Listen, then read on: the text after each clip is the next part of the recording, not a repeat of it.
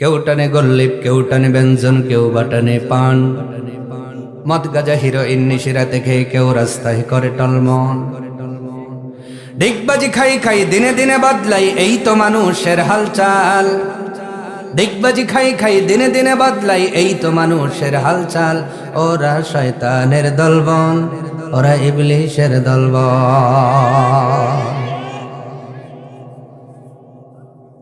কষ্ট হচ্ছে? ধূমপান বিষপান জানে না কোনজন, এই কথাটার মানে জেনে শুনে আর বেশি বেশি করে সামাদ বিড়ি টানে। আপনাদের এলাকায় কোনটা চলে? হ্যাঁ, ধূমপান বিষপান জানে না কোনজন, এই কথাটার মানে জেনে শুনে আর বেশি বেশি করে মুকুট বিড়ি টানে। হ্যাঁ, মদ আর গাজা খাওয়া শুধু গজে দাওয়া নেওয়া ইসলামে হারাম। রাহাজানি ছিনতাই জুলুম যাতনা নয় মুসলমানের কাম। ওরা ধনে বলে সবল, ওরা ধনে বলে সবল, ওরা নামায়ে কামের দল, ওরা শয়তানের দলবল, ওরা ইবলিশের দলবল। হাতে আছে মুঠোফোন, সদা করে আলাপন নিশি জেগে জেগে, চিৎকার মেরে বলে কেউ নেই তোমার মতো না আমার হৃদয় বাগে। চাষা ঠিক কয়, যুবকরা কথা কও না কেন? এখনো ফোন চেক করলে মাল একটা, সাইড লাইন চলতেছে 10টা, কথা কয় না।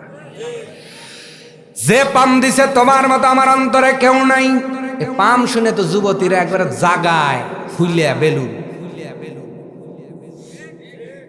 3 মাস পরে খবর নিয়ে দেখে না এরকম মরিয়া যাবে, বাচ্চাতে পারবেন, এরকম আরো 10 জন আছে। কথা কন না কা? এরকম পাম দেওয়ার যুবক আছে না নাই? এই লোক দেয় আমার বোনরা পাগল হয়ে যায়, আছে না নাই?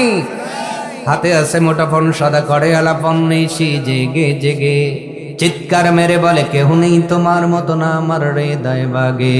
ওরা নিউ বাটপারের দল, ওরা নিউ বাটপারের দল, আর সুযোগে নাই পিস্তল, ওরা শয়তানের দলবল, ওরা ইবলিশের দলবল। তার মানে বোঝা গেল সিগারেট গাঞ্জা খাওয়া এটা মুসলমানের কাজ নয়। ইমানদার মুমিন টেনশনে বললে কোরআন তেলাওয়াত করবে, ঠিক কিনা? আব্দুল্লাহ জুল বাজাজাই নিজের কষ্ট ভুলেছেন কোরআন তেলাওয়াত করে। আপনি কি কষ্ট পেয়েছেন? সন্তান মারা গেছে, বাবা মারা গেছে, মা মারা গেছে, অর্থ কমে গেছে, কোরআন পড়ুন, আল্লাহ বরকত বাড়ায় দিবে। কিন্তু কোরআনের তেলাওয়াত তো আজ আমাদের মধ্যে, আজ থেকে 50 বছর, 40 বছর, 30 বছর আগের দিকে তাকান। 30 বছর আগে আমাদের এই পোতাজিয়াতেও একটু লক্ষ্য করে আপনি খেয়াল করলে বুঝতে পারবেন, এলাকার মহিলারা ফজরের নামাজ পড়ে সূরা ফাতিহা পড়তো, তারপরে সূরাতুল বাকারার 7টা আয়াত পড়ে এরপরে ঘর ঝাড় দিছে। এ কথা বলা লাগবে। এই জন্য আল্লাহ সম্পদে বরকত দিছে, সন্তানেও বরকত দিছে, সুস্থতায়ও বরকত দিছে। আজকে মহিলারা কোরআন পড়ে না, রাত্রে যেই নাটক দেখতে পারে নাই, সকালবেলা ওইটা কাজা আদায় করে। ও গো মামিনা জামানা দিওয়ানা, ও গো মামিনা তোমার লালের নাই তুলনা, মাগো তোমার লালের নাই তুলনা। মেঘে মাথায় ছায়া দিত, রোদ না লাগে গায়, গরম মরু পায়ের তলায় শীতল হয়ে যায়। মেঘে মাথায় ছায়া দিত, রোদ না লাগে গায়, গরম মরু পায়ের তলায় শীতল হয়ে যায়। নুরানি বদনে হাওয়া লাগে সনসনে, নুরানি বদনে হাওয়া লাগে সনসনে, খেজুর পাতায় হেলায় সব ডানা, মাগো তোমার লালের নাই তুলনা, জামানা দিওয়ানা। বলা যাবে না একটু? সবাই একটু গলা খেয়া করে দেন তো সবাই। জামানা দিওয়ানা ও গো মা আমিনা জামানা ও গো মা আমিনা তোমার লালের নাই তুলনা মাগো তোমার লালের নাই তুলনা মোদের নবীর জন্ম হলো যেদিন মক্কায় শুকনো গাছে ফুল ফুটিল মরু সাহারায় মোদের নবীর জন্ম হলো যেদিন মক্কায় শুকনো গাছে ফুল ফুটিল মরু সাহারায় মাথা নত করে আল্লাহর দরবারে মাথা নত করে আল্লাহর দরবারে উম্মতেরই জানাই শুভ কামনা মাগো তোমার লালের নাই তুলনা জামানা ও গো মা আমিনা জামানা ও গো মা আমিনা তোমার লালের নাই তুলনা মাগো তোমার লালের নাই তুলনা। সম্মানিত ভাইয়েরা, আল্লাহ রাব্বুল আলামিন সূরাত আত-তাওবার 18 নম্বর আয়াতের মধ্যে তামাম দুনিয়ার মানুষদের বললেন, দুনিয়ার মানুষেরা শোনো, দুনিয়ার জমিনে যে মানুষগুলো মসজিদ আবাদ করবে, মসজিদের কর্ণধার হবে, মসজিদের দায়িত্ব পালন করবে, তাদের কি কি গুণাগুণ থাকতে হবে রব্বুল আলামিন জানাচ্ছেন, ইন্নামা ইয়া'মুরু মাসাজিদাল্লাহ,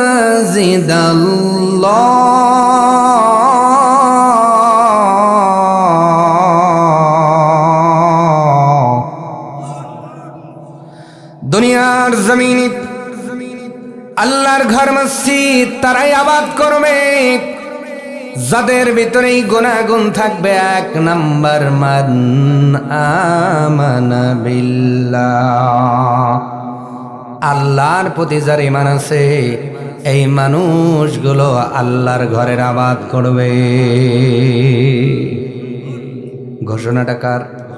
জোরে বলেন কার? তাহলে আল্লাহ বলেছেন ঈমান দেখে দায়িত্ব দাও, আর আমরা দেই হলো টাকা দেখে। এই জন্য বেজাল লাগছে কি লাগে নাই? বেজাল বাড়ছে কি বাড়ে নাই? কারণ মসজিদের মধ্যে আপনি যদি 5 ওয়াক্ত না যান, মসজিদের কোনটা দরকার আর কোনটার দরকার নাই আপনি আমি তো জানতে পারবো না, ঠিক কিনা? এই জন্য টাকা পড়ে, বৈশিষ্ট্য আগে, গুনাহগুণ আগে। রব্বুল আলামিন বলেন, দুনিয়ার মানুষ শোনো, ঈমানের দিক দিয়ে একজন মানুষ যদি ভ্যান চালক হয় কিন্তু ঈমানের দিক দিয়ে সে যদি ফিট হয়ে যায়, ওই মানুষটাকেই আল্লাহর ঘর মসজিদের দায়িত্ব দিয়ে দাও। এই জন্য ঈমানের দিকে আমাদের প্রতিযোগিতা করতে হবে, কার ঈমান কতটুকু পরিশুদ্ধ হয়, ঠিক কিনা? কিন্তু আজকে দুনিয়াতে আমরা প্রতিযোগিতায় নেমেছি কার বিল্ডিং কত বড় হয়, ঠিক কিনা বলেন? আল্লাহ রাব্বুল আলামিন বিল্ডিং বানানোর জন্য দুনিয়ায় প্রেরণ করেন নাই, জমিদার হওয়ার জন্য আল্লাহ সৃষ্টি করেন নাই। আল্লাহ রাব্বুল আলামিন মানুষদের কেন সৃষ্টি করলেন? রব্বুল আলামিন তার ভাষায় বর্ণনা করে বলেন, ওমা খালাকাতুল জিন্না ওয়াল ইনসা ইল্লা লিয়াবুদুন।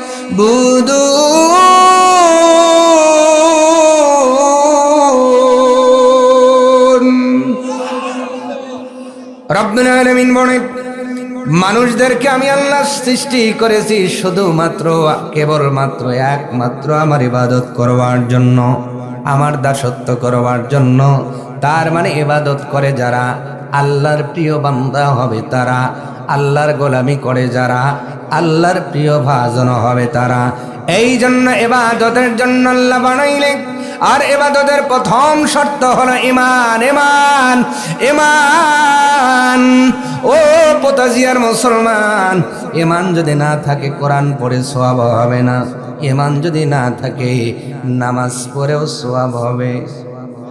জোরে, ঈমান যদি না থাকে যাকাত দিয়েও কোনো কাজ হবে।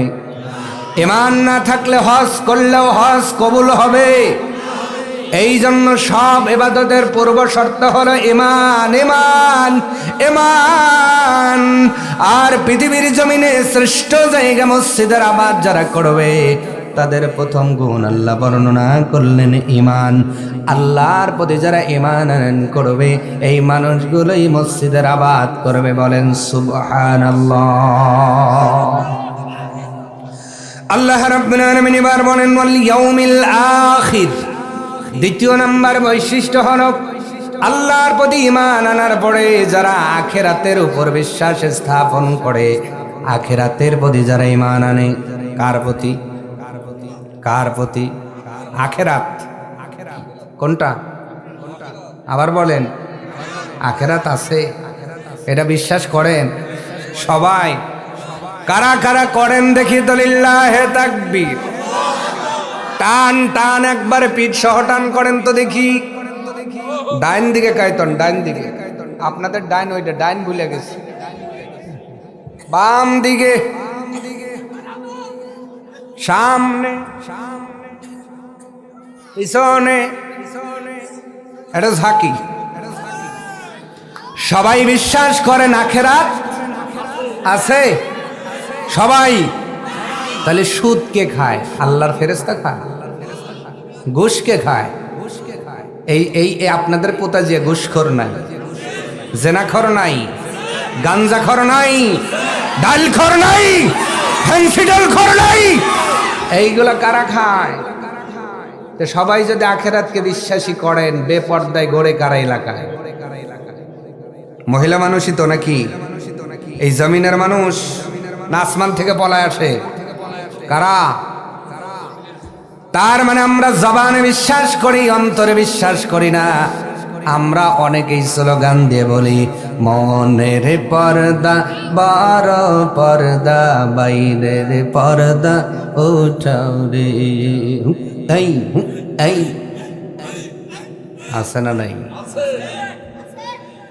এই জন্য অনেকে পর্দা করেন না। তার মানে যারা পর্দা করে না তারা মুখে স্লোগান দেয় আখিরাতে বিশ্বাস করি, বাস্তবে তারা বিশ্বাস করে। দুনিয়ার জমিনে যারা সুদ খায় তারা মুখে জবানে বলে আখিরাত বিশ্বাস করি, প্রকৃত পক্ষে তারা আমলের দিকে বিশ্বাস করে না। আল্লাহর সাথে আখিরাত ইনক্লুড কেন করলেন? তার এক নাম্বার কারণ হলো এই মসজিদ আবাদ করতে যায় কিছু অর্থ লেনদেন হবে। এই জন্য মসজিদের একজন ক্যাশিয়ার থাকে, কবরস্থানের একজন ক্যাশিয়ার থাকে, হাফিজে খানার একজন ক্যাশিয়ার থাকে। আল্লাহ তাআলা আখিরাতের কথা তুলে ধরলেন। এই জন্য বান্দারে খবরদার, ওই টাকা একটা পয়সা তোমার যারা যেন তসরুফ না হয়। যদি হয় দুনিয়ায়ও যদি ধরা না পড়ো, আখিরাতে বলেন তো হিসাব আছে না নাই? এই জন্য আল্লাহর পরেই আল্লাহ আখিরাতের কথা তুলে ধরে বললেন। কিন্তু বাংলার জমিনে এমন রেকর্ড আছে কবরস্থানের টাকা মারি দিস। বললাম না? মাদ্রাসার টাকা মেরে খাই। হিসাব চাইলে কয় কোন বংশের বলা, আগুনের গোলা, কথা বলবে না পাইয়ে ভালাবো। আল্লাহ কয় তুই কবরে আয়, বাটাম রেডি আছে। কেনা কন তোমার চাইতে হিসাব চাইলে তুমি বংশ দেখাও। এই জন্য আল্লাহ তাআলা আল্লাহর পরে আখিরাতকে ইনক্লুড করে বলেন বান্দারে, তুমি যদি এই প্রতিষ্ঠানের একটা পয়সাও নিজের পেটের মধ্যে ভরে নাও, দুনিয়ার মানুষের কাছে যদি তুমি না দাঁড়াও, যদি হিসাব তুমি না দাও, একজনের কাছে হিসাব দিতে হবে। আওয়াজ তুলে বলেন তিনি কে? কিয়ামতের দিন আছে না নাই? আখিরাত আছে না নাই? ওই দিনের মালিক হবেন কে? দুনিয়ার কোনো পরামানিক, পোতাজিয়ার কোনো মোড়ল, না আমাদের কোন চেয়ারম্যান? ওই দিনের বিচারক কে হবেন? দলিল কে দিয়েছেন? মালিকি ইয়াউমিদ্দিন।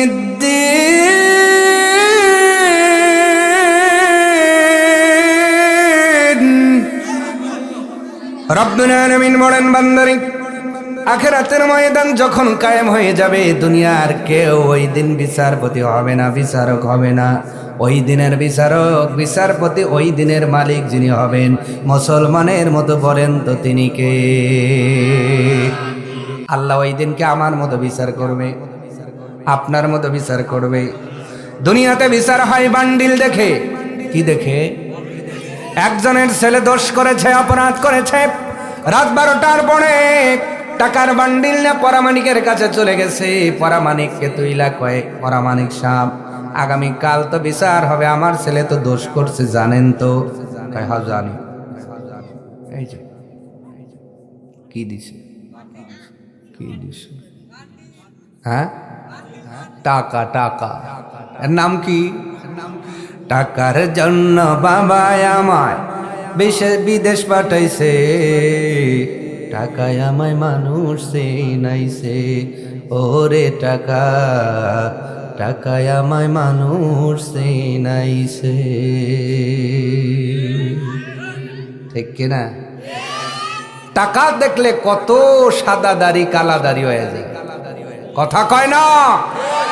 টাকা দেখলে কত দিন রাত হয়ে যায়, কত রাত দিন হয়ে যায়। তবে মনে রেখো, তোমাকে একদিন একজন আসামির কাঠগড়ায় দাঁড় করাবেন, তিনি কে? পরামানিকের কাছে যাইয়া বলতেছে আমার ছেলের পক্ষে রায় দিতে হবে। এবার পরামানিক টাকা গুইনা কয় একটা নোট বাকি কম আছে, একটা নোট কি আছে? আবার দিয়া পুরে দিলে কয় নাকে সর্ষের তেল দিয়ে গম পার, আগামী দিনে বিচার তোর পক্ষেই হবে। দুনিয়াতে যদি এমন বিচার হয়, কিয়ামতের ময়দানের মালিক আমার আল্লাহ। ওই দিনের বিচার বুঝি আমাদের মতো পরামানিকের মতো বান্ডিল খাওয়া হবে? সবাই ওই রকম হবে? কারো মুখ দেখে হবে, বংশ দেখে হবে, চেহারা দেখে হবে, নাকি টুপি দেখে হবে, জুব্বা দেখে হবে? আমি বক্তার বেটা বক্তা, হুজুরের ছেলে হুজুর, আমি যদি অন্যায় করি আল্লাহ আমাকেও ছেড়ে দিবে নাকি? কারণ আমার আল্লাহ যেমন বিচারক কেমন বিচারক, দুনিয়াতে কেন আসমানের উপরেও কেউ নাই।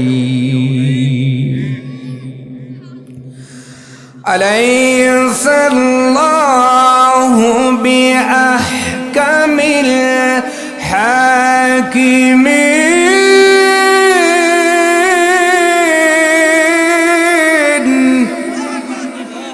রব্বুল আলামিন ডাক দেন সূরাতুত তিনের 6 নম্বর আয়াতে আল্লাহ তাআলা বলেন, এ দুনিয়ার বান্দা বান্দি, আমার চাইতে উত্তম বিচারক আর কেউ নাই, উত্তম বিচারক কেউ নাই। আল্লাহ তাআলা ওই দিন পাই টু পাই হিসাব বুঝে নিবেন, এবং যারা যা আমল করেছে, গুনাহ করেছে, তাদের তিরস্কার দেওয়া হবে। আর যারা সওয়াব করবে তাদের জন্য মহা পুরস্কারের ব্যবস্থা আমার আল্লাহ করে রেখেছেন। ওই জায়গায় কি হইতেছে? মিটিং হয় কেন ভাই? এই যে দোস্ত, আপনি আমাদের দোস্ত, যুবক মানুষ না, কিশোর যুবক, এগুলো আমার দোস্ত হয়। সামনে আসেন। হ্যাঁ হ্যাঁ, এদের জন্য সামনের কাতার আছে, ঠিক আছে, চলে আসেন। আল্লাহ কবুল করুক, আমিন কম। কারণ আমরা চিরদিন থাকবো না, আগামী দিনের ভবিষ্যতেরা, এদেরকে গড়ে যাওয়ার দরকার আছে না নাই? এত রাত পর্যন্ত এই যে দোস্তগুলো যে আমার জেগে আছে, এতেই তো আমি খুশি। এই সময় ওদের ঘুমের সময়, ঠিক না? এত রাত পর্যন্ত যে ওয়াজ শুনতে ওরা জেগে আছে, একটু জোরে বলেন না আল্লাহু আকবার। আল্লাহ ওদের হায়াতে বরকত দিক, আল্লাহ ওদের সুস্থতা দিক, আল্লাহ ওদেরকে ঈমান নামক দৌলত কলিজার মধ্যে গেঁথে দিক, আমিন কর। কারণ আমরা 2-1 বছর, 50 বছর বা 20-30 বছরের মধ্যে সবাই যারা বৃদ্ধ আছি, জুয়ান আছি, চলে যাব। আগামীর বাংলাদেশ এরাই শাসন করবে, ঠিক কিনা? সম্মানিত হাজরিন, কি যেন বলতেছিলাম? মসজিদ আবাদ করবে কারা? 1 নম্বর গুণ, আল্লাহর প্রতি ঈমান আনে যারা। আল্লাহর প্রতি ঈমান আছে কার কার? সবার। এখন দেখাতে বললে তো একবারে টান টান করে দেখাবে, কিন্তু ওয়াজ শুনে যখন বাড়িতে যাচ্ছেন একজনের পিয়ারাটা, ওই ডালটা রাস্তার উপরে এসে আছে, পিয়ারাটা সাদা হয়ে গেছে, রাত বাজে 2টা, যাইতেছেন করে পিয়ারাটা তো ভালোই।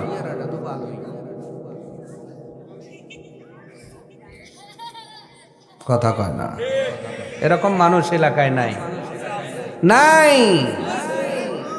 একটা খোপের মধ্যে সব মোরগ উঠেছে, একটা মোরগ ওঠার সময় পায় নাই, রাস্তার ধারেই খোয়ারের উপর মোরগটা উঠে শীতের দিনে ঝিমাইতেছে। ওই জায়গায় আমাদের ইমান অনেকের ঠিক থাকে না। মোরগ দূরের কথা, 10টা নোটই পাইলে আপনাদের পোতায় যা বাজারে কালকে সকালবেলা ইচ্ছা করেই 10 টাকার নোট একটু পকেট থেকে ছেড়ে দিয়ে ঘুরে এসে কি পাবেন নাকি? সবাই বলেন ও নোট কি আল্লাহর ফেরেশতা এসে নিয়ে যায়? কথা কন। এই মুসলমান দাবিদার এরাই আস্তে করে তুলে পকেটে ভরে নেয়। কথা কয় না, নাই এমন নাই। তা আপনি আল্লাহরে কেমনে মানেন? মানে এখন মানতেছেন হুজুর বলছেন এই জন্য মানা লাগবে, ঠিক না? হুজুর যা বলবেন আমি সব ঠিক, আমরা ঠিকের দোহান লে বইছি, কত ঠিক লাগবে আপনার পর? যা বলবেন সব ঠিক, কিন্তু আবার এই প্যান্ডেল থেকে বাইরে হওয়ার পরে সুদ খাবে, ঘুষখোর ঘুষ খাবে, মিথ্যা বলা কালে মিথ্যা বলবে, জেনা করবে, মেসেঞ্জার শরীফ হোয়াটসঅ্যাপ শরীফের মধ্যে কেতুকুতু না দিয়ে ঘুমাবে না, এটাও ঠিক। আবার যারা বেপর্দায় ঘুরতেছে মহিলারা, সকালবেলা আবার বেপর্দা চলবে। তাহলে ওয়াজটা শুনে লাভ হলো কি? তার মানে আমরা আছি সুঙ্গার মধ্যে। কার মধ্যে? সরে বলেন, কার মধ্যে? এই জন্য মাঝে মাঝে একটা উদাহরণ দিব। একজন পীর সাহেবের কাছে মুরিদ হবে, কিন্তু শর্ত হলো জেন তাবে করা শেখাতে হবে।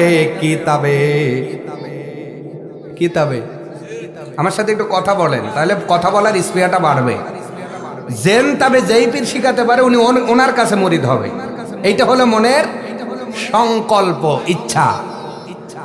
একজনকে যা বললেন, হুজুর আমি মুরিদ হতে পারি, কিন্তু আমার জেন তাবে শিখান লাগবে।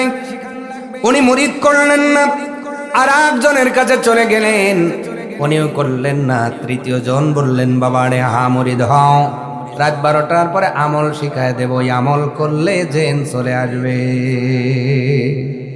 আনন্দের ঠেলায় দৌড় মারছে বাড়ি, কিন্তু জেন আসলেও যে দোয়া বইরা যাবে কি কইলে এইটা আর ওনার শেখার কথা মনে।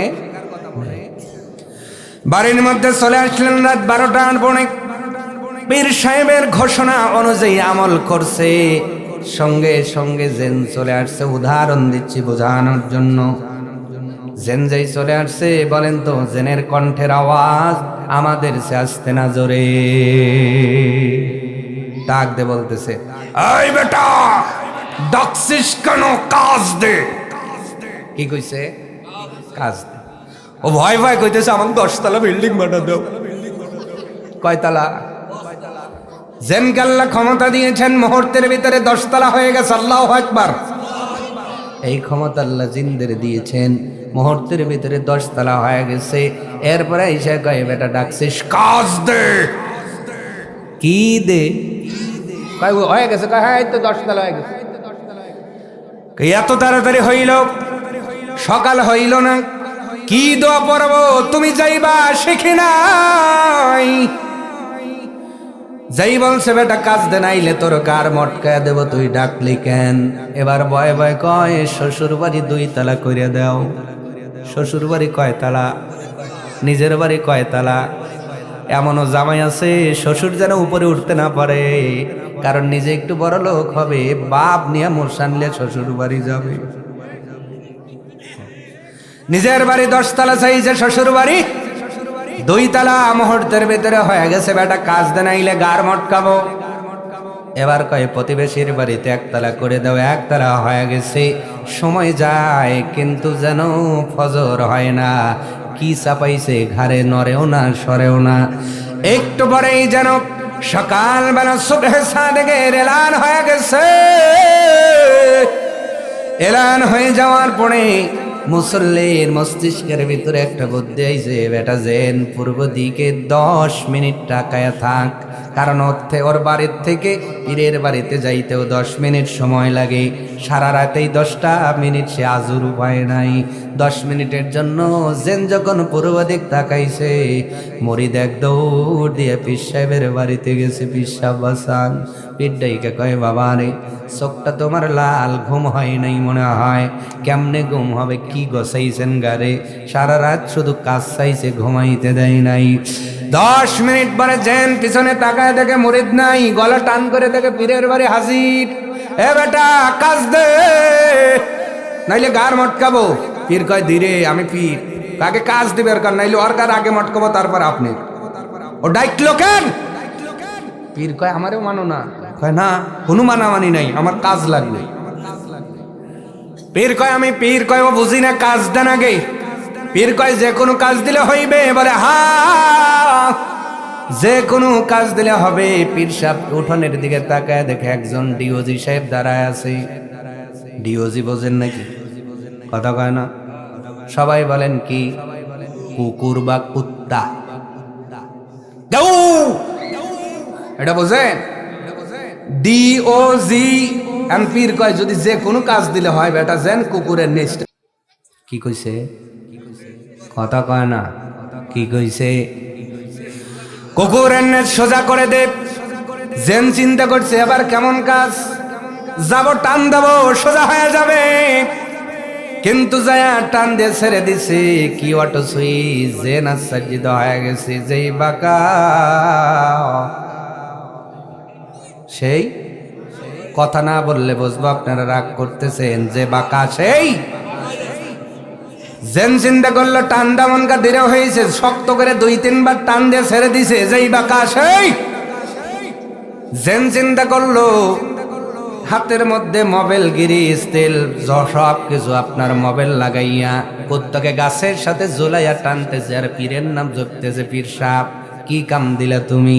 এইভাবে টানে 6 মাস টানার পরে ছেড়ে দিছে। যেই বাঁকা সেই সেই। জেনের মাথায় 6 মাস পর একটা বুদ্ধি এসেছে, বাঁশের একটা সুঙ্গা বানাইছে। এই দোস্ত, দোস্ত বানাইছি না, কথা আমি বলবো, কথা বলা যাবে না। কিছু মা, এই যে কিছু দোস্ত এই পাশে এসে বসো। আসো আসো আসো, এই পাশে আসো, আসো সোনারা, আসো সোনারা, আসো। এই দোস্তরা কিছু এই পাশে আসো। আচ্ছা, আপনারা 2জন বড় মানুষ, ওদের মাঝে গিয়ে বসে, তাই হবে। কি যেন বলতেছিলাম? বাঁশের চুং আছে নেন, ওই যে মাঝের খানের গিটটা সরাই দিয়ে ফুকা করে, যে সুন্দর একটা নিজের মাপে চুঙ্গা বানায়া পুরো নেই চুঙ্গার ভিতর ঢুকাইয়া কুত্তার বাসার সাথে ফাইন করে বাইদে পীর সাহেবের কাছে নিয়ে গেছে। নেন হুজুর, কত বিল্ডিং এক রাইতের অর্ধেকে বানাইলাম, আর কি কুত্তার নেজ দিচ্ছেন? 6 মাস টাইনে সোজা না, এখন সোজা করছি। পীর সাহেব তাকায় দেখে নেজ কার ভিতর? কথা বলে না, চুঙ্গার ভিতরে নেজ। দেখতে বড় সোজা দেখা যায়। পীর সাহেব কয়, সোজা হয়েছে? বলে, দেখ তাজা সোজা। এবার পীর সাহেব কয়, দাঁড়া তুই, আমি আগে টান দিয়ে দেখে নেই। বিসমিল্লাহ কয় যখন চুঙ্গা ধরে পীর সাহেব টান দিছে, ভাই ওই চুঙ্গার ভিতর থেকে যেই নেজটা বাগা বের হয়েছে, যেই বাঁকা সেই, যে বাঁকা সেই। এখান থেকে প্রমাণ হলো, কুত্তার নেজ কোনোদিন ঘি দিয়ে টানলে সোজা হয় না, মোবাইল দিয়ে টানলে সোজা হয় না। মনে কিছু করবেন না। অনেকে ওয়াজ শুনতেই সে চুঙ্গার ভিতরে থাকে।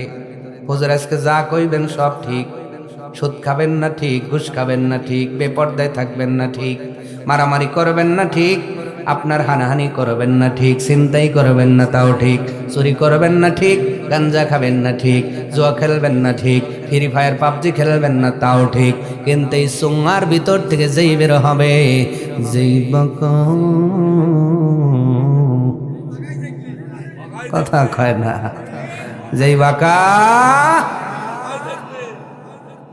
তা আপনাদের এলাকায় এত বাঁকা মানুষ নাই? উল্লাপাড়ার কথা বলি, ও পৃথিবীর মানুষ, আল্লাহ তাআলা ডাক দেব অনেক। এক নাম্বার গুণ হলো রব্বুল আলামিনের প্রতি যারা ঈমান আনয়ন করবে তারা মসজিদের আবাদ করবে। দুই নাম্বার আখিরাতের প্রতি যারা ঈমান আনয়ন করবে তারা কেবল মসজিদের আবাদ করবে। কয়টা গুণ বললাম? জোরে বলেন। আপাতত এই দুইটা গুণ বলেন তো অর্জন করে মসজিদ আবাদ করার দরকার আছে না নাই? এই জন্য মসজিদের আবাদ করবে। গুণাগুণ দেখবো, টাকা পরে গুণ আগে আছে কিনা। সবচেয়ে বড় কথা, আমরা যদি এইভাবে যদি আমরা মসজিদের দায়িত্ব দিতে পারতাম যে একদিন ইমাম সাহেব নাই, নামাজ পড়াবে হলো সভাপতি, ঠিক কিনা? কারণ নামাজ পড়ানোর যোগ্যতা যদি সভাপতির থাকে, ইমাম সাহেবের উপর প্রেশার কমে যায়, ঠিক কিনা কন? আর এই ইমাম সাহেব আপনার সভাপতি যদি 5 ওয়াক্ত মসজিদে যায়, সবার ভালো লাগে, ঠিক কিনা কন? ঈমান কারে বলে? ঈমান কারে বলে? আমাদের মধ্যেও ঈমান আছে, সাহাবীদের মধ্যেও ঈমান ছিল। ও পোতাজিয়ার মুসলমান, আমাদের ভিতরে ঈমান আছে মরিচ বাতি, জিলিক বাতির মতো। আর সাহাবীদের ঈমান ছিল রড বাল্বের মতো, হ্যালোজিনের মতো। আওয়াজ তুলি জোরে বলা যাবে কি মারহাবা? তুলনা দিলাম কেন? কারণ তুলনা দিলে, উদাহরণ দিলে বুঝতে সুবিধা হয়। ওই যে গেটে জ্বলতেছে একটা বাতির নাম হলো মরিচ বাতি অথবা জার বাতি, জিলিক বাতি। ওই বাতিটা টিপ টিপ করে জ্বলে, না জানি কখন নিভে যায়। এইটা হলো আমাদের ঈমান। ঈমান।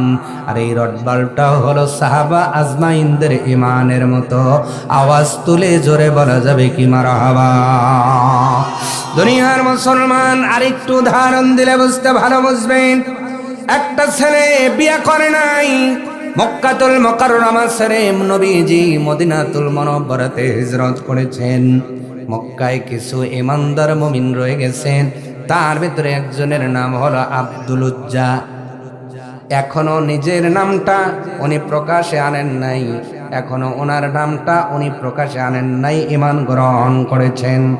ছেলেটার নাম হলো আব্দুল উজ্জা। উজ্জার দাস, মূর্তির দাসের নামে ছেলেটার নামকরণ করা হয়েছিল। এই ছেলেটা কলেমা পড়ে ঈমানদার মুমিন হয়ে গেছেন। সত্যিকারী ঈমানদার কারে বলে? ও দুনিয়ার মুসলমান, আব্দুল উজ্জা বাবা নাই, ছোট্টবেলায় বাবা হারাইছেন। তার বাবা দুনিয়ার জমিন থেকে বিদায় হয়ে গিয়েছেন। এই মানুষটারে, এই ছোট্ট ছেলেটারে কোলে পিঠে করে যিনি মানুষ করেছেন, ওনার চাচা, জোরে বলেন সুবহানাল্লাহ। চাচা তারে বড় করছেন, মানুষ করছেন। শুধু মানুষ করেন নাই, তার বাবার রেখে যাওয়ার সম্পদ থেকে তারে ব্যবসা শিখাইছেন। কোটি কোটি টাকার মালিক। আল্লাহু আকবার। কিসের মালিক? 1000 কোটি টাকার মালিক। ওই ছেলেটা 1000 কোটি টাকার মালিক তার বাবার সূত্রে। তার চাচারও আছে 1000 কোটি টাকার সম্পদ। ওই চাচার আবার সুন্দরী ষোড়শী একটা কন্যা আছে। চাচা মনে মনে চিন্তা করছে, মেয়েটারে ভাতিজার সাথে বিয়ে দিয়ে সম্পদ আর ভাগে দিয়ে লাভ কি? তাহলে ছেলের আছে 1000 কোটি, মেয়ের নামে আছে 1000 কোটি, দুইটা যোগ করলে কয় কোটি? জোরে বলে। 2000 কোটি টাকার মালিক এই বাজারে যদি আপনি হতে চাইতেন, নিজের কলিজা দিয়ে একটু চিন্তা করেন। আমাদের লোভ, সামান্য 5 টাকার চা খাওয়াইলে জিন্দাবাদ, ঠিক কিনা? সকালবেলা একজনের দলে, বিকালবেলা আর একজনের দলে। যে চা খাওয়ায় তার দলে। তার মানে গোল আলুরও একটা বৈশিষ্ট্য আছে। কিন্তু আমাদের মধ্যে এমনও মানুষ আছে, গোল আলুর চেয়েও গোল, এমন মানুষ আছে না? 2 জনের টার্ন ওভার 2000 কোটি টাকা। কন্যার বিয়ে দিয়ে জামাই বানাবেন। একদিন এই আব্দুল উজ্জা চাচার সামনে দাঁড়িয়ে বলতেছে, চাচা কেন আমার পর থেকে বাবারে দেখি নাই? আমারে কোলে পিঠে করে মানুষ করেছেন, বড় যত্ন করেছেন। যদি আমি একটা মনের কথা বলি, আপনি কি রাখবেন নাকি? চাচা ডাক দে বলে, ভাতিজারে তোমার ছোট্টবেলা থেকে যাবৎ পর্যন্ত এমন কোন আবদার নাই যা আমি রাখি নাই। সুবহানাল্লাহ। যা চেয়েছ তাই দিয়েছি। চাচা, আজকে একটা কথা, মনের কথা বলবো, আপনি কি রাখবেন? চাচা ডাক দিয়ে বললেন, বলো তোমার মনের অপিনিয়নটা কি, তোমার মনের কথাটা কি, একটু বলো। ভাতিজা ডাক দিয়ে বললেন, ও চাচা, জ্ঞান হওয়ার পর থেকে অনেক কিছু আমারে দিয়েছেন, অনেক আবদার আমার সয়েছেন, কিন্তু এতগুলো জিনিস দিয়া আমার মনের মধ্যে এমন খুশি আসে নাই। একটা জিনিস পেয়ে আমি তার সে খুশি হয়ে গেছি। চাচা ডাক দিয়ে বললেন, তুমি এমন কি জিনিস পাইলা, বলো কোথায় পাইলা তুমি এত খুশি?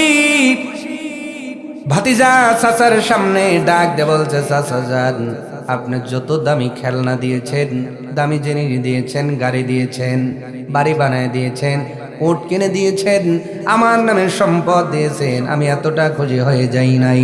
যতটা খুশি হয়েছি আমার নবীর হাতে হাত দিয়ে কলেমা পড়ার কারণে। আসতে বলবেন না, আরো জোরে বলেন, আর একবার বলেন। আমার নবীর হাতে হাত দিয়ে কলেমা পড়ার কারণে আমি এত খুশি হয়ে গেছি। ও চাচা, কলিজা আমার ভরে গেছে, খুশি দিয়ে ভরপুর হয়ে গেছে। চাচা গো, দুনিয়ার সম্পদ চাই না, দুনিয়ার সম্পদ টাকা চাই না, আমি ঈমান আনার কারণে আমি তোমার ভাতিজা বড় খুশি হয়ে গেছি। যেই চাচা এত সময় পর্যন্ত শান্ত ছিল, ঈমানের কথা শুনে তেলে বেগুনে জ্বলে উঠছে। ডাক দেয়া কয়, ভাতিজা রে, খায় আর কাম পাইলা না? আব্দুল্লাহ মুহাম্মদ ইবনে আব্দুল্লাহর হাতে কলেমা পড়ে কেন মুসলমান হইলা? এ ভাতিজা, এই সর্বনাশ কেন করলাম? আমি তোমার চাচা কলেমা পড়লাম না, মক্কার সম্ভ্রান্ত পরিবারগুলো মুহাম্মদ ইবনে আব্দুল্লাহর হাতে কলেমা পড়ে মুসলমান হয় নাই, আর তুমি কেমন করে কলেমা পড়ে মুসলমান হয়ে গেলা? ভাতিজা, আমি বলতেছি ভালো করে, এখনই তুমি কলেমাটা ছেড়ে দাও, ঈমান ছেড়ে দাও। আমি রাগ করব না, আমি তো চিন্তা করেছি তোমার জামাই বানাইয়া তোমার বাবার সম্পদের সাথে আমার সম্পদগুলো তোমার নামে করে দেব। তুমি যদি রাজি থাকো, প্রায় 2000 কোটি টাকার মালিক তুমি হয়ে যেতে পারো।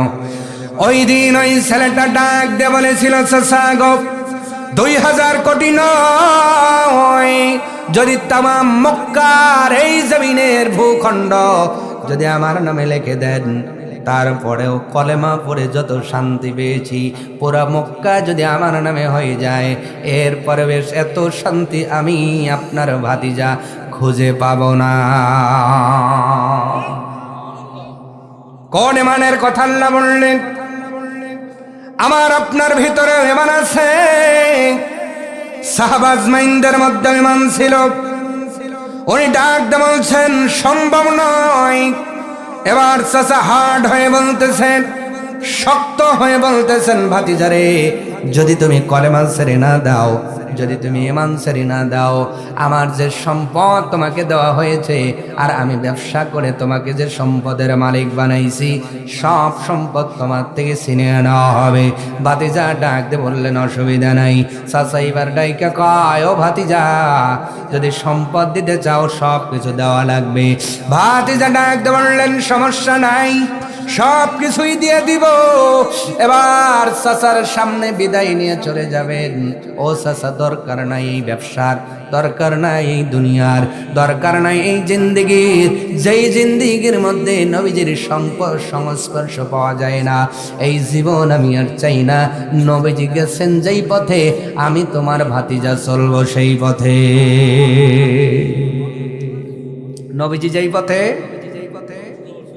নবীজি গেছেন কোথায়? মদিনায়। নবীজি গেছেন কোথায়? সবাই বলেন কোথায়? নবীজি মদিনায় গেছেন। উনিও মদিনায় যাবেন, উঠে দাঁড়া গেছে, ও চাচা, আর মক্কায় থাকবো না, আমি মদিনার দিকে রওনা হতে চাই। এবার চাচা ডাইকা কয়, ভাতিজারে, তোমার সম্পদ আমাকে দিয়ে গেলাম, কিন্তু আমার টাকা দিয়ে তো তুমি পরনের কাপড় পরেছ, গায়ের মধ্যে পোশাক পরেছো, এই পোশাক তো আমার টাকা দিয়ে কেনা। যদি তোমার কাছে ঈমান এতই দামি হয়, না ঈমান দিবা নাই পরনের কাপড় খুলে দিবা। নিজেকে এই জায়গায় একটু দাঁড় করান। আল্লাহ কোন ইমানদারদের মুর্শিদাবাদের কথা বললেন? ও যুবক ভাই, আজকে তোমাদের ঈমান নষ্ট হয় ফোনের মধ্যে আছে না নাই? জোরে বড় লাগবে। মা বাবা ঘুমায়, এই রুমের মধ্যে ফোনের মধ্যে যা দেখা যায় তাও দেখে, যা দেখা যায় না তাও দেখে। রে যুবক ভাই, মনে করো না মা বাবা দেখে না, কেউ দেখে না, একজন দেখে, তিনি কে?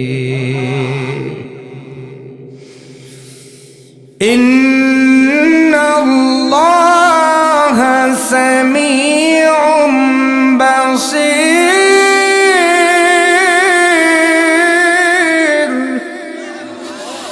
আল্লাহ সব কিছু দেখেন আর শ্রবণ করেন, বাঁচার কোনো উপায় নাই। ভাতিজা এবার মনটা নরম করে বলছে, চাচা যান, নিজের বাড়িতে একটা রাখাল রাখলেও তো তার প্রতি একটু মায়া হয়, একটা কুকুর পুষলেও তো মায়া হয়। চাচা, আজ 20টা বছর তোমার কোলে লালন পালন হইলাম, 20টা বছর তোমার কোলেই বড় হইলাম। ও চাচা, কোটি কোটি টাকার সম্পদ তোমাকে দিয়ে গেলাম, সামান্য পরনে যা পড়েছি তাকে নিতে দিবা না? চাচা ডাক দেখো, এ ভাতিজা, ঈমান যদি তোমার কাছে এতই বড় হয়, একটু দেখতে চাই তোমার কাছে ঈমানের দাম বেশি না গায়ে দেওয়া পোশাকের দামটা বেশি? বলার পরে পরনের পোশাকটা ভাতিজা টেনে টেনে খুলে বা চাচারে দিয়ে দিলেন, গায়েরটা খুলে দিয়েছেন। এবার উনি চলে যাবেন, এমন সময় পিছন দিক দিয়ে চাচা ডাক দিয়ে বলে, ভাতিজারে, গায়েরটা খুলে দিলা, কিন্তু পরনে যেইটা পড়েছো এইটাও তো আমার টাকায় কেনা। এইটা বলার সঙ্গে সঙ্গে ছেলেটা 20 বছরের যুবক চোখের পানি ধরে রাখতে পারেন নাই, দর দর করে চোখের পানি ছেড়ে দিয়েছেন। অসহায়ের মতো চাচার দিকে তাকায় আছেন। ও চাচা, কি বলেন এটা? নিজের বেটার মতো করে ফেলেছেন আমারে, নিজের সন্তানের মতো বুকে আগলায় ধরেছেন। আজকে মানের কারণে 1000 কোটি টাকার সম্পদ দিয়ে দিলাম, পরনের কাপড়টাও দিয়ে দিলাম। ও চাচা,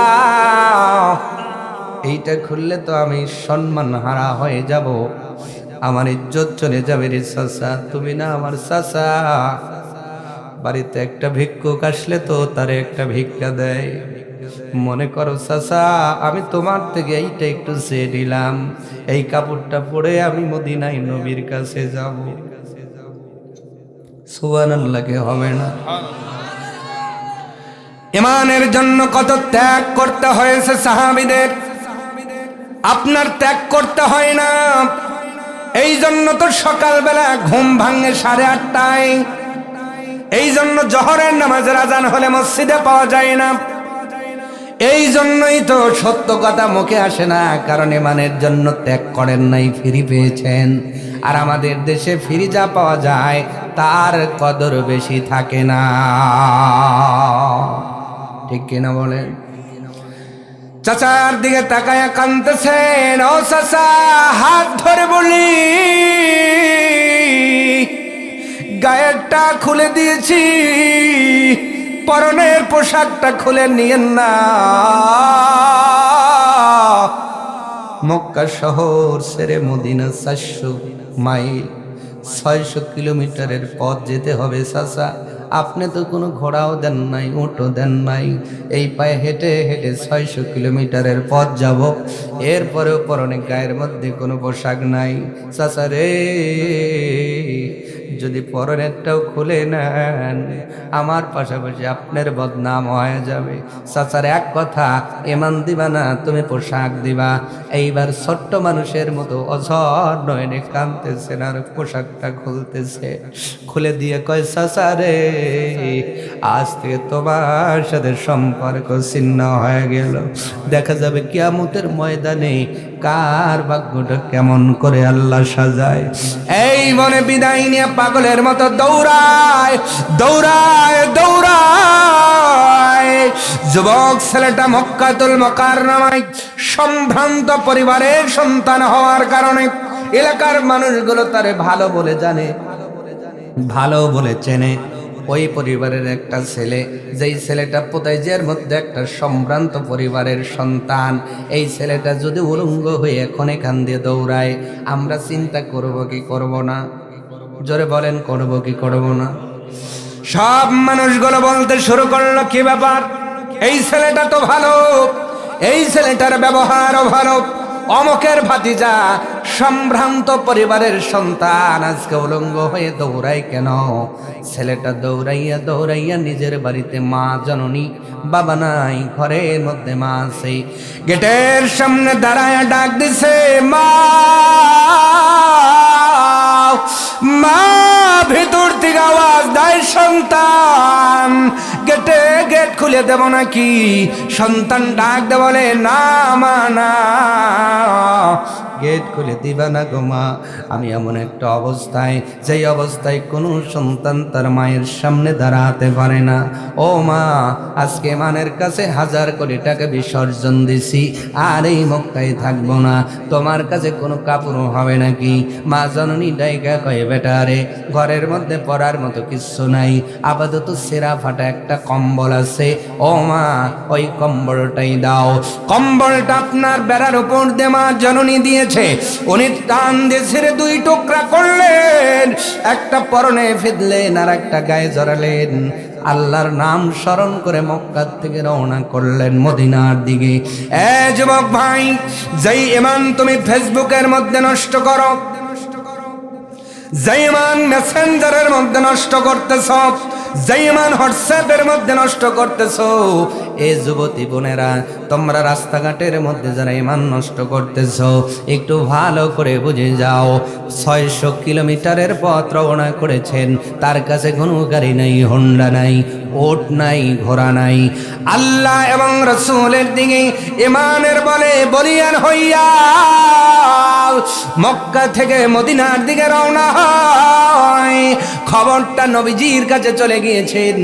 একজন কোটিপতির সন্তান কলেমা পড়ে ঈমান আনার কারণে চাচা তাকে বঞ্চিত করে দিয়েছে, ছেলেটা এখন মক্কা থেকে মদিনার অভিমুখে রওনা করেছে। কয়েকদিন পরে যুবকটা যখন মদিনায় প্রবেশ করবেন, আমার নবী, আপনার নবী, সাইয়্যিদুল মুরসালিন, খাতামান নবিয়িন, আউয়ালিনাল আখিরিন নবী মুহাম্মদুর রাসূলুল্লাহ সাল্লাল্লাহু আলাইহি ওয়াসাল্লাম সাহাবীদের নিয়া মদিনার মেইন গেটে সামনে দাঁড়ায় আছে।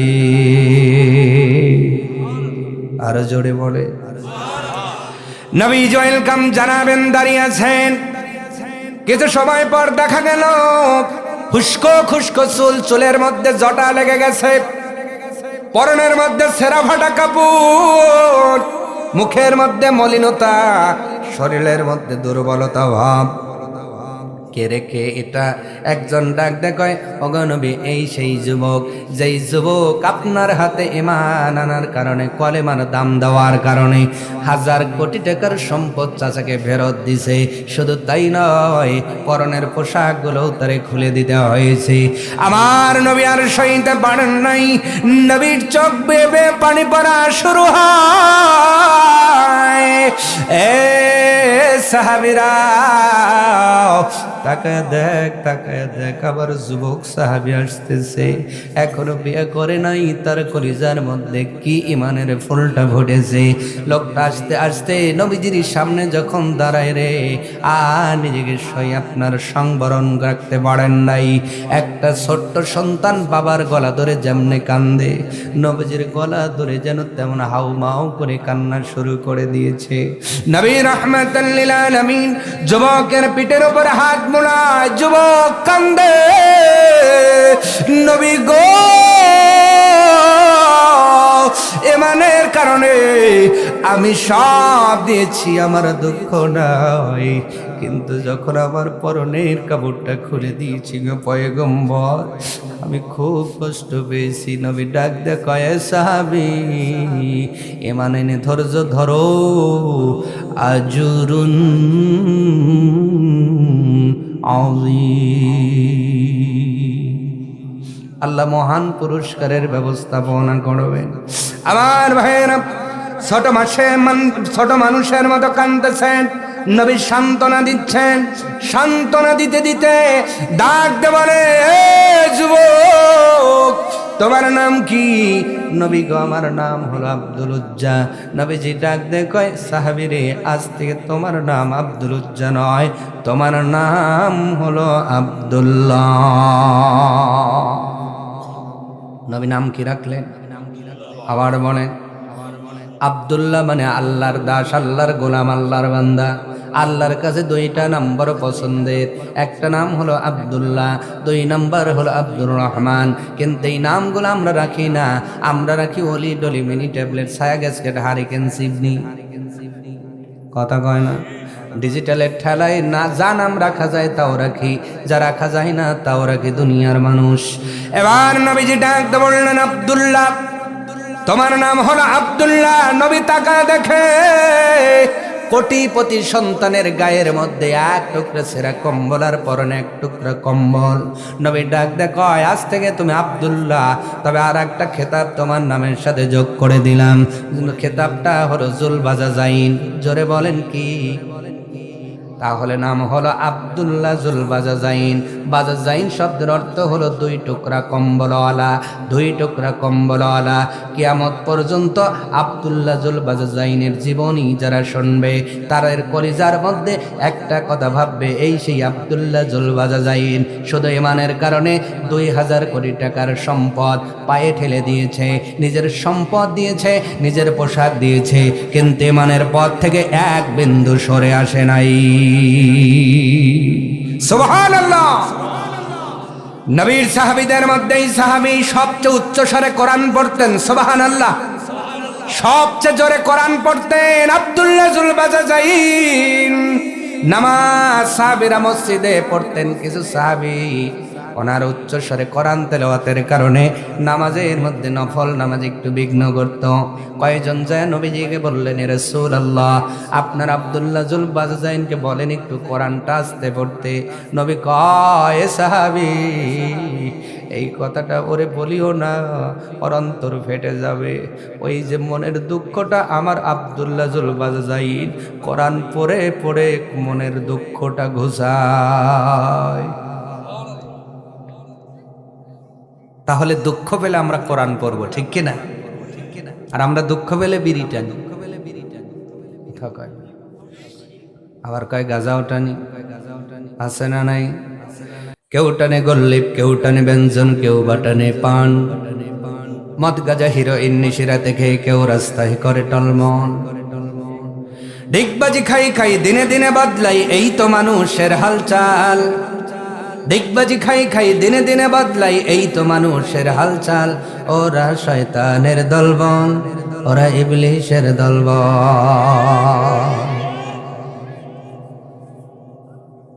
কষ্ট হচ্ছে? ধূমপান বিষপান জানে না কোনজন, এই কথাটার মানে জেনে শুনে আর বেশি বেশি করে সামাদ বিড়ি টানে। আপনাদের এলাকায় কোনটা চলে? হ্যাঁ, ধূমপান বিষপান জানে না কোনজন, এই কথাটার মানে জেনে শুনে আরো বেশি বেশি করে মুকুট বিড়ি টানে। হ্যাঁ, মদ আর গাঁজা খাওয়া শুধু গজে দাওয়া নেওয়া ইসলামে হারাম। রাহাজানি ছিনতাই জুলুম যাতনা নয় মুসলমানের কাম। ওরা ধনে বলে সবল, ওরা ধনে বলে সবল, ওরা নামায়ে কামের দল, ওরা শয়তানের দলবল, ওরা ইবলিশের দলবল। হাতে আছে মুঠোফোন, সদা করে আলাপন, নিশি জেগে জেগে চিৎকার মেরে বলে, কেউ নেই তোমার মতো না আমার হৃদয় বাগে। চাচা ঠিক কয়, যুবকরা কথা কও না কেন? এখনো ফোন চেক করলে মাল একটা, সাইড লাইন চলতেছে 10টা। কথা কয় না। যে পাম দিছে তোমার মতো আমার অন্তরে কেউ নাই। এ পাম শুনে তো যুবতীরা একবারে জাগায় ফুলিয়া বেলুন। 3 মাস পরে খবর নিয়ে দেখে না এরকম মরিয়ে যাবে, বাচ্চাতে পারবেন, এরকম আরো 10 জন আছে। কথা কন না কা? এরকম পাম দেওয়ার যুবক আছে না নাই? এই লোক দেয় আমার বোনরা পাগল হয়ে যায়, আছে না নাই? হাতে আছে মুঠোফোন, সদা করে আলাপন, নিশি জেগে জেগে চিৎকার মেরে বলে কেহ নেই তোমার মতো না আমার হৃদয় বাগে। ওরা নিউ বাটপারের দল, ওরা নিউ বাটপারের দল, আর সুযোগে নাই পিস্তল, ওরা শয়তানের দল, ওরা ইবলিশের দল। তার মানে বোঝা গেল সিগারেট গাঞ্জা খাওয়া এটা মুসলমানের কাজ নয়। ইমানদার মুমিন টেনশনে বললে কোরআন তেলাওয়াত করবে, ঠিক কিনা? আব্দুল্লাহ জুল বাজাজাই নিজের কষ্ট ভুলেছেন কোরআন তেলাওয়াত করে।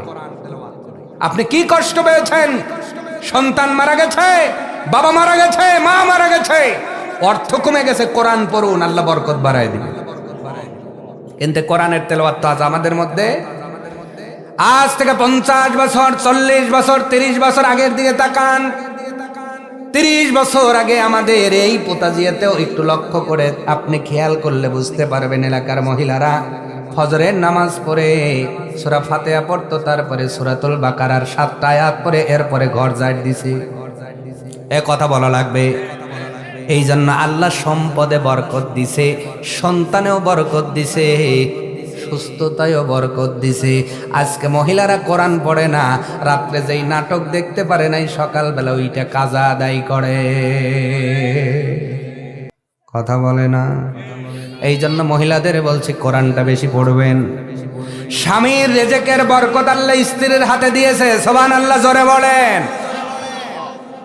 স্বামীর বরকত, রেজেকের বরকত আল্লাহ কার হাতে দিছে? সবাই বলেন। এখানে বউ আছে, কার কার বাইসে আছে বউ? হাত দেখান তো। কয় সবার আছে, সবার তো, ওরা তো বিয়েই করে নাই। টান টান। বউ বাইসে আছে কার কার? আপনার বউ মারা গেছে দেখা, আপনি বিয়ে করেন না? আমিও তো বিয়ে করছি। হ্যাঁ ঠিক আছে। আয় আকাশ, আয় চলো। হ্যাঁ, যার 2 আছে 2টা হাত তোলেন, আর যদি 3টা থাকে একটা সাওয়াল পাল্লিয়ে দাঁড় করে দেন। হাত না বাই কেন? আমি এতগুলো মানুষের বউ আছে, আসার খোরাকি দেই নাই।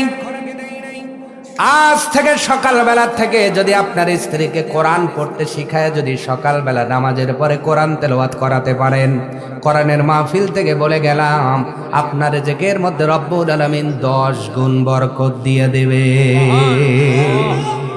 তার বাস্তব একটা দলিল দেই, উদাহরণ দেই, একটা যুক্তিভিত্তিক দলিল দিচ্ছি। সেটি হলো, এলাকার মধ্যে যিনি ব্যাংকে চাকরি করে, কয় হাজার টাকা বেতন পায়?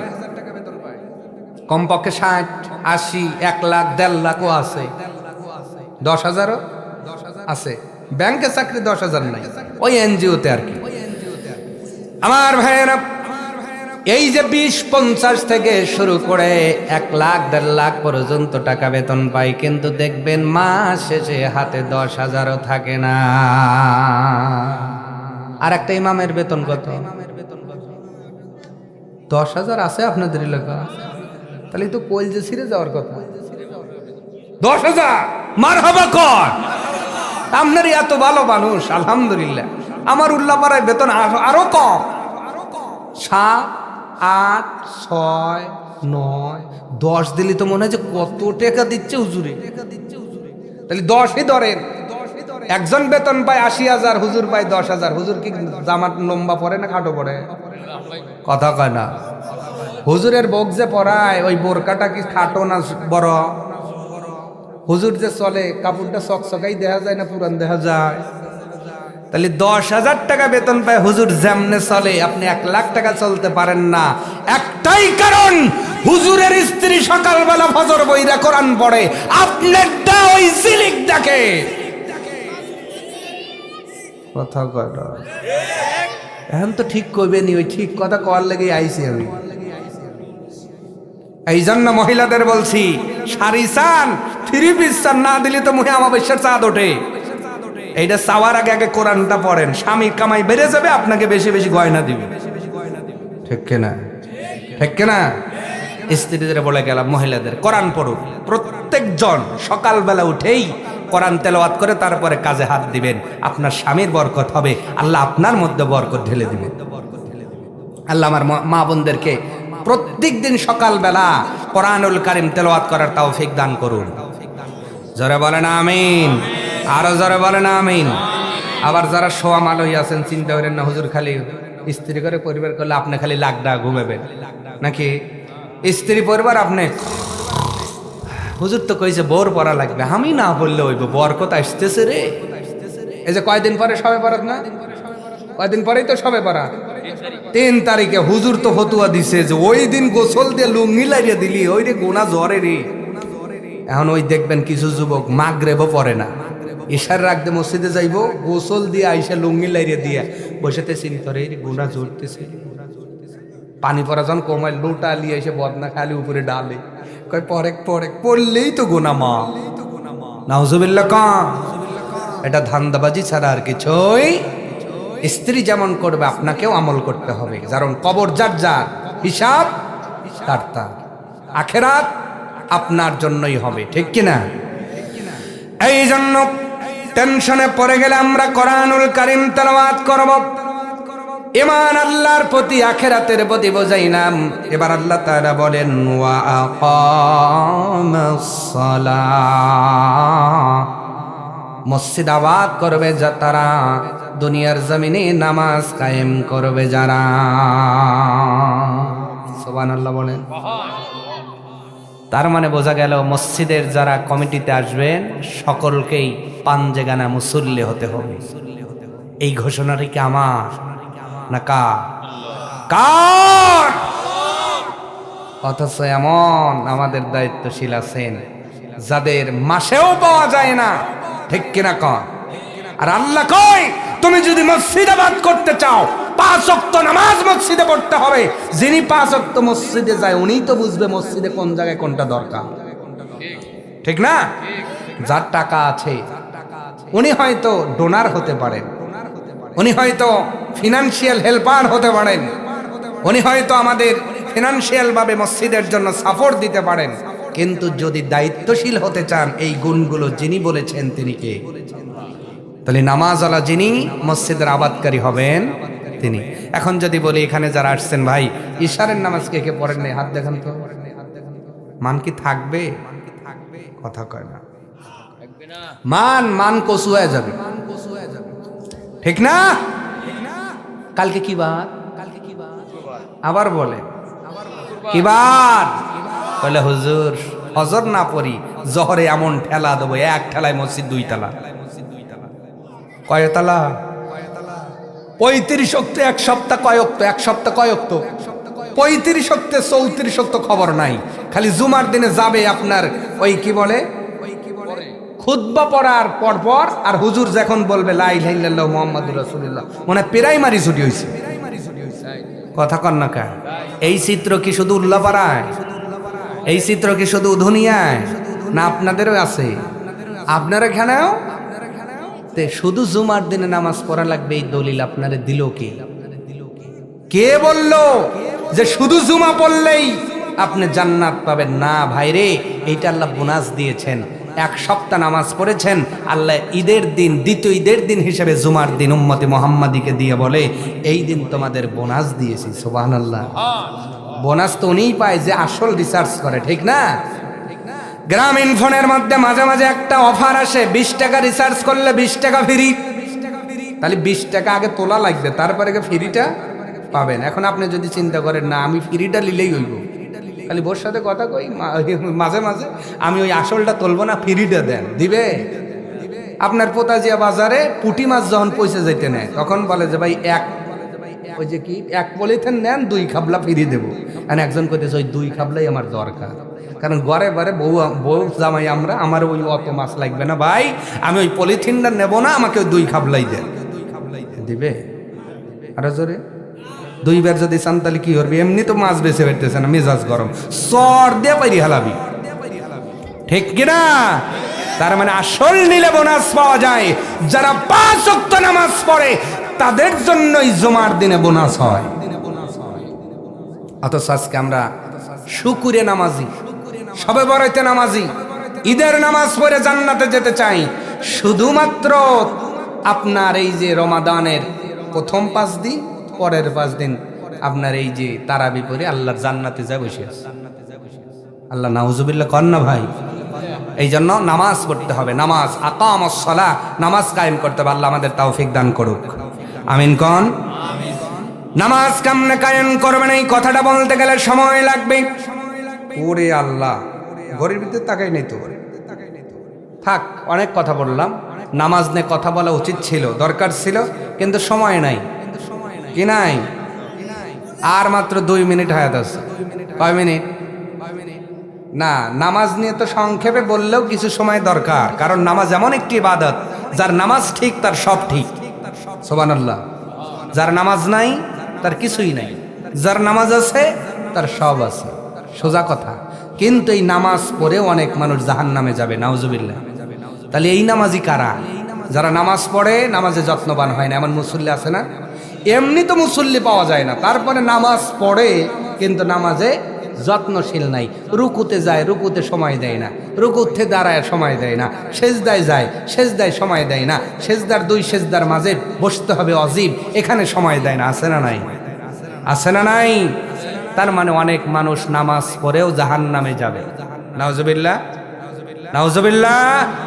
দলিল কে আমার কা ফাওয়াইলুল লিল মুসাল্লিন।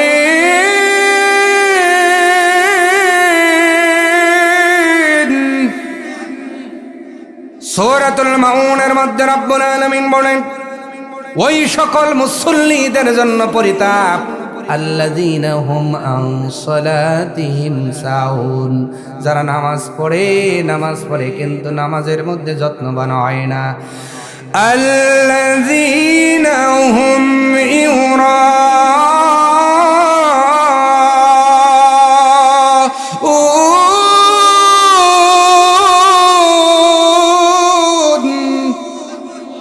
দুনিয়ার জমিনে যারা লোককে দেখানোর জন্য নামাজ পড়ে, মানুষ তারে মুসল্লি বলবে না, মানুষ তারে নামাজি বলবে।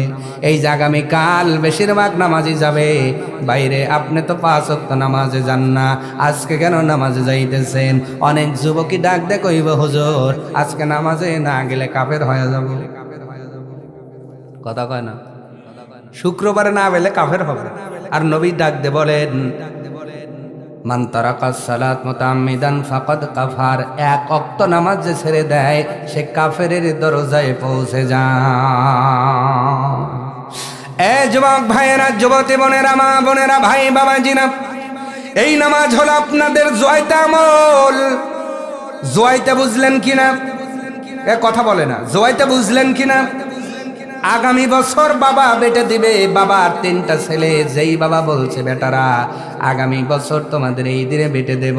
একটা ছেলে প্রতি মাসে চাকরি করে 20,000 টাকা বাড়িতে দিত, ওই ছেলেটা আর দেয় না। একজন যদি বলে, ভাই রে তুমি তো প্রত্যেক মাসে 20,000 টাকা বাড়িতে দিতা, এখন কেন বাড়িতে দাও না? ছেলেটা ডাক দে কয়, আমার খরচ বেজে গেছে। আসল কথা কয় না, আসল কথা কয় বন্ধুর কাছে, বন্ধুরে কেমন করে বাবারে আর 20,000 করে দেব? সামনে বছর তো বাবা বেটে দিবি, এই জন্য এখন থেকে জুয়াইতে করতেছি। একজন ছেলের আছে 10টা গরু, দুধ বিক্রি করে হাজার হাজার টাকা বিল পায়, উনি সংসারে খরচ করে। কিন্তু বাবা বলার পরে উনি আর সংসারে খরচ করে না কেন? উনিও কিন্তু জুয়াইতে করে কেন? কারণ বেটে দেওয়ার পর 2-1 বছর যেন স্বাচ্ছন্দ্যে যেতে পারে। দুনিয়ার মুসলমান, দুনিয়ার জমিনে চলার জন্য জুয়াইতের প্রয়োজন হলো। 60 বছর জিন্দেগিতে তোমার কত জুয়াইতে লাগে? নবীজির ঘোষণায় কবরের মধ্যে মানুষগুলো কমপক্ষে 40,000 বছর পর্যন্ত অবস্থান করবে। ওই 40,000 বছর কবরে থাকার জন্য জুয়াইতে কিছু আমলের দরকার আছে না নাই? এর মধ্যে প্রথম নাম্বার আমলের নাম হলো নামাজ। যদি বুঝে থাকেন বলেন তো নাম কি? আবার বলেন, জোরছে বলেন। এই আপনার নামাজ কি আমার বাবার নামাজে কি ছেলে নাজাত পাবে? বলেন, ছেলের নামাজে কি বাবা নাজাত পাবে? মেয়ের নামাজে কি মা নাজাত পাবে? মায়ের নামাজে মিয়াও নাজাত পাবে না। যদি পাই তোরে দুনিয়ার মুসলমান। খাদিজা রাদিয়াল্লাহু তাআলা আনহার কলিজার টুকরা কন্যা ফাতেমা, ওনার কি না আপনার ইবাদতের দরকার হতো? হযরত আলীর সন্তান হাসান হোসাইন, এমন একজন মানুষের নাতি সাইয়্যিদুল মুরসালিন খাতামুন নবিয়্যিন আউয়ালিন আল আখিরিন নবী মুহাম্মদুর রাসূলুল্লাহ সাল্লাল্লাহু আলাইহি ওয়াসাল্লাম এমন একটা মানুষের দুইজন নাতি, একজনের নাম হাসান আর একজনের নাম হোসাইন। আগামীকাল জুমার দিন আপনাদের ইমামও পড়বে আল হাসান আল হোসাইন সাইয়্যিদে শাবাবে আহলিল জান্নাহ। এই যে দুইজন ছেলে জান্নাতের যুবকের সর্দার হয়ে গেল, বাবার আমলে, নানার আমলে না নিজের আমলে? সবাই বলেন। নিজের আমল করেছেন, নানার কারণে নাতিরা নাজাত পাবে না। অথচ আমাদের দেশে এমনও কিছু মানুষ আছে যারা স্লোগান দিয়ে বলে আমার কাছে বায়াত হও, আমি তাই নিয়ে জান্নাতে নিয়ে যাব। কথা কয় না? নবীজির মতো মানুষ এই স্লোগান দিতে পারলেন না, আর আপনি দেন কোন সাহসে? তার মানে আন্দার মে কুছ কালা হে, ঠিক কিনা বলেন? আপনার ফাতেমার সন্তান হাসান হোসাইন, নবীজির বেটি ফাতেমা রাদিয়াল্লাহু তাআলা আনহা, নবীর চেয়ে শ্রেষ্ঠ মানুষ দুনিয়াতে আসবেন না। ওই নবী যদি বলতেন ফাতেমা তোমার নামাজের দরকার নাই, তাহলে বুঝতাম হয়তো বাবার আমলে মেয়ে নাজাত পাবে। কিন্তু নবীজি বলেছেন ফাতেমা নামাজ নামাজ নামাজ, মৃত্যুর পূর্বেও বলেছেন নামাজ নামাজ নামাজ। তার মানে বোঝা গেল নামাজ যার যার, জান্নাত তার তার। নামাজ আদায় করার দরকার আছে না নাই? জোরে বলেন আছে না নাই? আজকে আল্লাহর মোবাইল নাম্বার দেব আমি, যারা যারা নেবেন জোরে বলেন আল্লাহু আকবার, আরো জোরে বলেন আল্লাহু আকবার। আল্লাহর মোবাইল নাম্বার দেব, লিখে নেবেন। মোবাইলটাও দেব, ব্যাটারি দেব, চার্জারও দেব। বাড়িতে নিয়ে চার্জ দিবেন, ব্যাটারির চার্জ ফুল হবে, নাম্বার তুলবেন, কথা হবে। সুবহানাল্লাহ। দিব নাকি? দিব। নামাজ নিয়ে কথা বলা দরকার ছিল, সময় নাই। কখন বাজে 12টা? কত? ওই যে দেখছেন দোস্তগুলো খুব অ্যাক্টিভ, খুব অ্যাক্টিভ। স্টেশনে রেলগাড়িটা মাইপা চলে ঘড়ির কাটা, প্ল্যাটফর্মে বৈশা ভাবি কখন বাজে, কখন বাজে 12টা, গলার বাজে 12টা, রাত এখন 12টা। আজকে আমি এখানেতে, আগামীকাল ডুবডাঙ্গাতে, ওখানে গেলেও রে যে ভাই বলতে হবে কিছু কথা, গলার বাজে 12টা। ঠিক কিনা? অনেকক্ষণ কথা বলেছি, ঘরে বেলা তাকাই নাই, 12টা বেজে 5 মিনিট বেজে গেল। আপনারা দাওয়াত দিয়েছেন 29 তারিখ, এখন তো তারিখ বদলে গেল ভাই। এই জন্য আমার উপরে আপনাদের আর আপত্তি থাকার কথা না। আসছি অনেকক্ষণ আগে বসায় রাখলেন, এই জন্য আমি আপনাদের সামনে বলি, বলেন তো ওয়াজ করার পরে পাইটা তোলার দরকার আছে না না? এইটা কি পাই? মানে উন্নয়ন করা লাগবে। এত সময় ইমানের উন্নয়ন হলো, কোরআন থেকে হাদিস থেকে কথা হলো, ইমানদার